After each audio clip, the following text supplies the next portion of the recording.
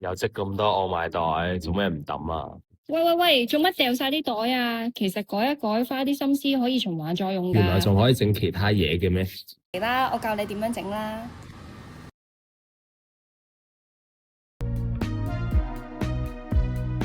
材料有外賣袋、鉸剪、間尺同筆。首先喺外賣袋底部量度1厘米做標記。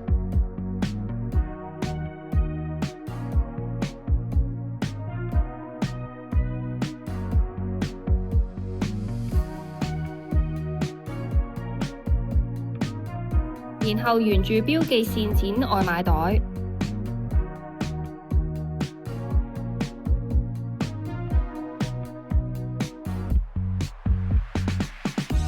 將抹手紙放入去就可以變成懸掛式抽紙袋啦。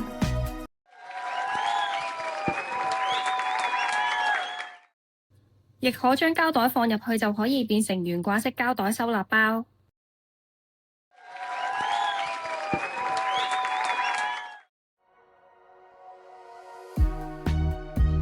材料有外賣袋、釘書機、鉸剪同戒刀。首先將外賣袋兩側割開，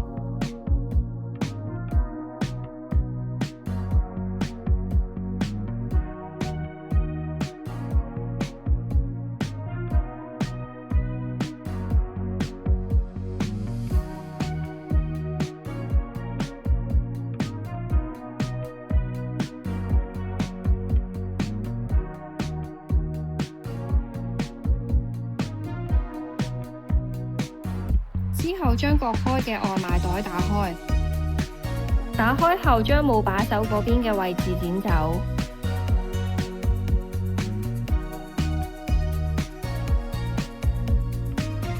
將外賣袋平均向上摺3次，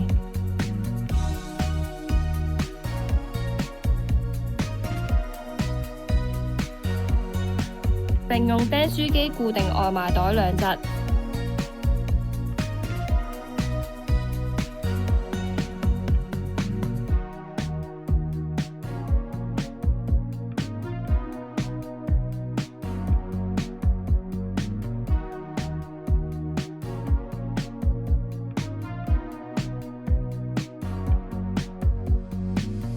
之後將外賣袋多出嘅位置裁剪成合適嘅長度。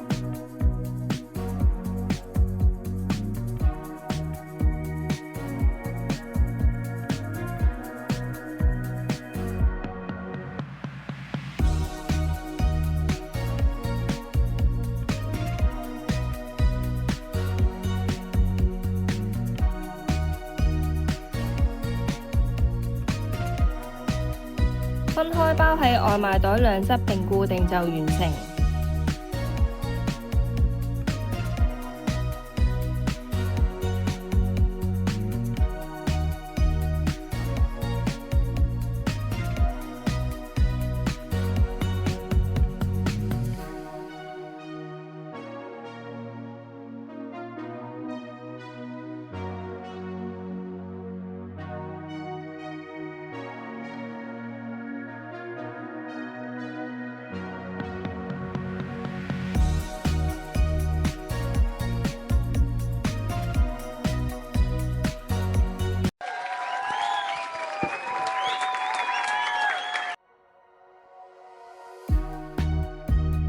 材料有外賣袋同鉸剪。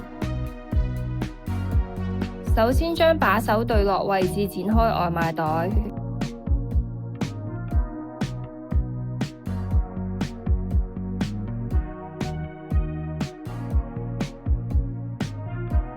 然後將外賣袋向下捲，捲到一個滿意嘅高度，再調整一下形狀就完成啦。